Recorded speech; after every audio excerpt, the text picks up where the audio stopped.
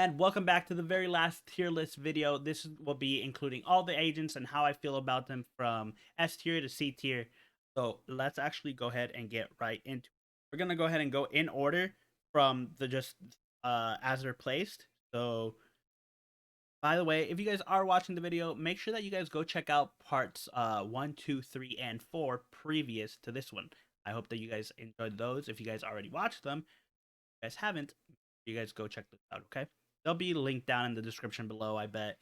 Probably like up here somewhere or wherever that it gets placed, you know?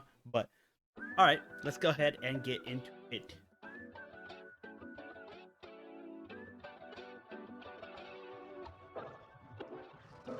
I don't know where you've been sold, but I'd be insane not to play my role. Yeah, I know I can break a fall. The stakes are low. If I could say one thing, just know that I got a hand and I can live. Alright, so Killjoy. We have Killjoy first. If we put her on a list versus all the other agents, I definitely would put her around I'd actually put her around an A tier. I feel like she's very useful. Harbor, C tier. Viper, an A tier for sure. Brimmy with a Stimmy, like C tier. Astra is S tier. We've already gone over this. Omen S tier. Gecko is C tier. Sova is A tier. KO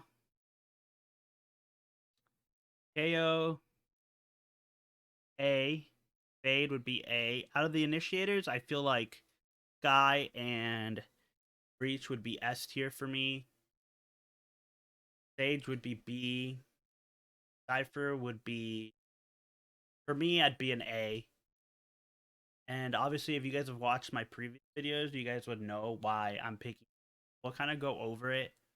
I choose all of them. Honestly, out of all of these, I'd probably put Chamber B. Raze, I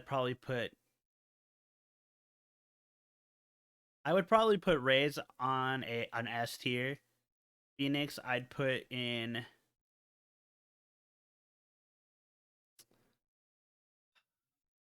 It's tough.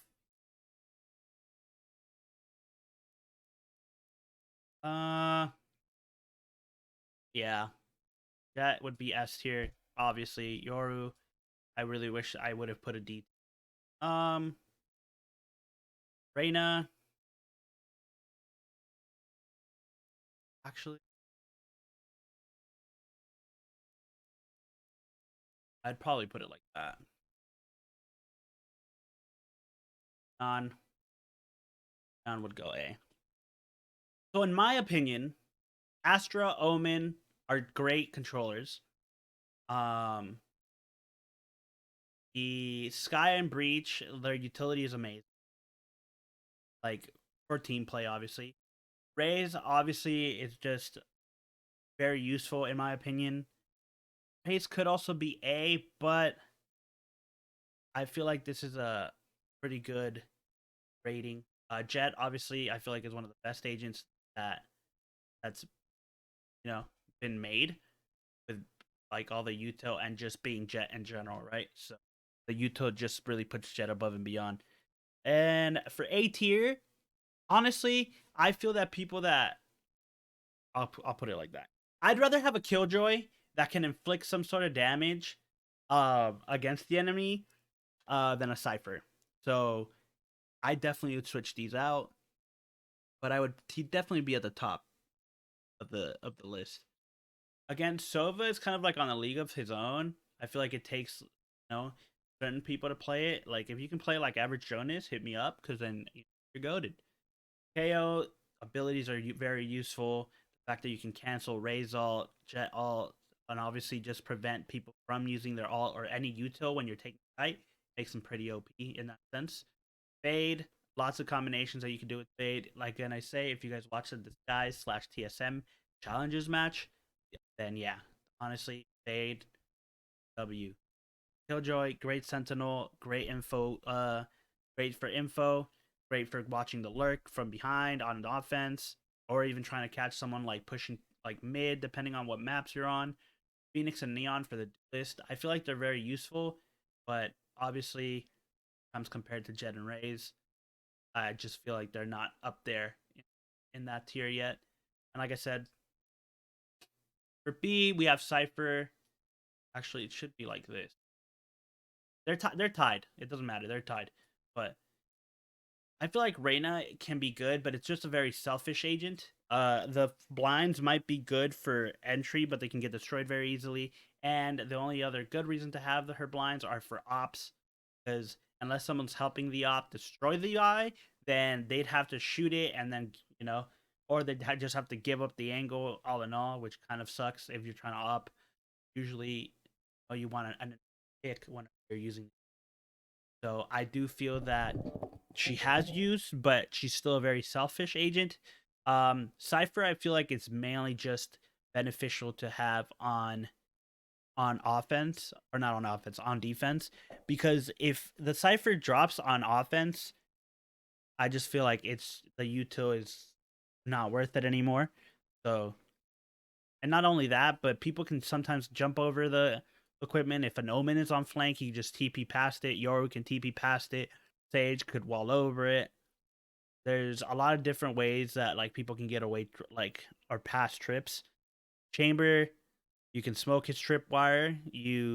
But the alt and the headhunter are very beneficial.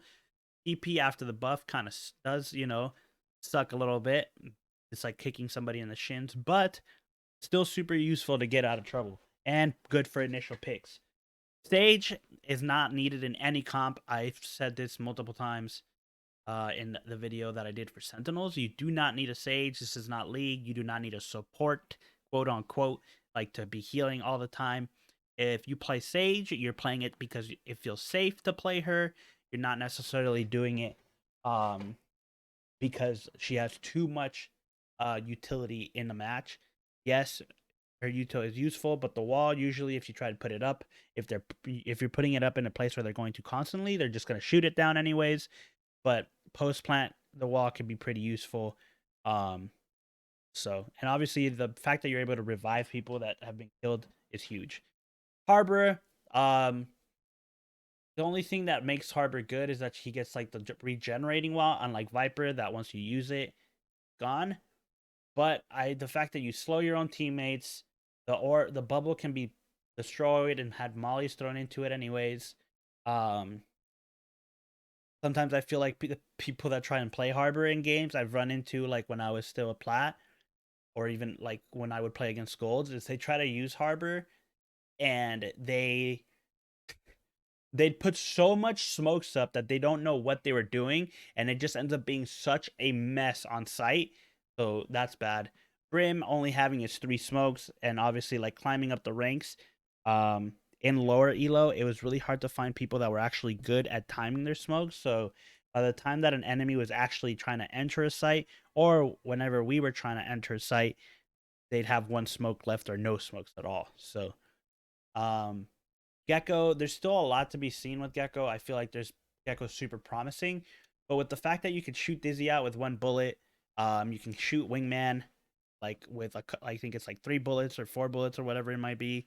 Not only killing with Wingman, but you can stop him from defusing. I just feel like there's still a lot more that we could probably see with Gecko. And as for Yoru, I said it before, 95 to 5%, 5% people that are actually good with him, 95% of people that are just trying to troll or, trying to pretend like they have like a chip on their shoulder thinking that they're better than the other team. So they try and do stupid stuff and end up getting, that on. So, yeah, that is my Valorant tier list. Now I definitely had a way different one back when I went to TwitchCon and I did it in person. I'd probably have to bring it up.